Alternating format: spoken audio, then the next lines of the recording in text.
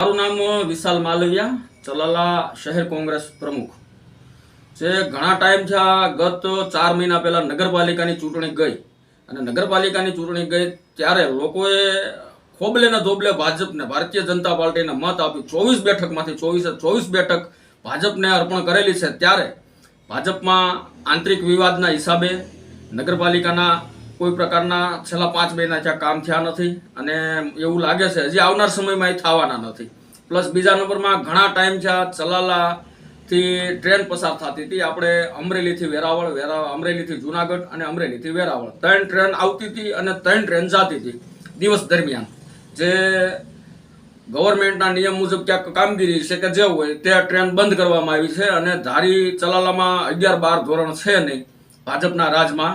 એટલે સ્થાનિક લોકોના વિદ્યાર્થીઓને ધારી ભણવા જવું પડે છે. ધારી ભણવા જવા માટે સસ્તી મુસાફરી, ટ્રેનની સસ્તી મુસાફરીમાં અવારનવાર છોકરા ટ્રેનમાં જતા હતા. સવારે 7 વાગ્યાની ટ્રેનમાં જાય અને બપોર પછીની 5 વાગ્યાની ટ્રેનમાં સસ્તી મુસાફરી કરતા હતા. જે છેલ્લા 3 મહિના થયા ટ્રેન હાવ સ્ટોપ બંધ કરી દેવામાં આવી છે. રિપેરિંગ કામ ચાલુ છે, પણ મેં સર્વે અને તપાસ કરાવી તો કોઈ જગ્યાએ અમરેલીથી માંડીને વેરાવળ લગીનમાં કોઈ પ્રકારનું ક્યાંય રિપેરિંગ કામ ચાલુ નથી.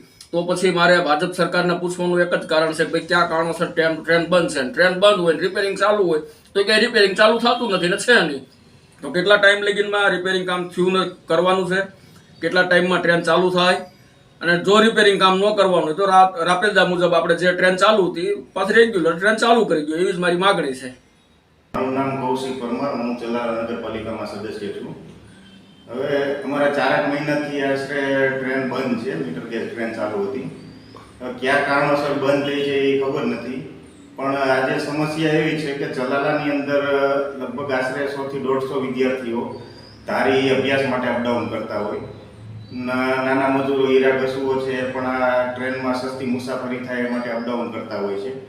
હવે આ ટ્રેન બંધ થવાથી આજે એ લોકોને બધાને મુશ્કેલી થઈ રહી છે. કયા કારણે બંધ થઈ છે ખબર નથી. અમારી માંગણી, લોકોની લાગણીના માંગણી એવી છે કે ભાઈ વહેલી તકે આ ટ્રેન ચાલુ કરવામાં આવે.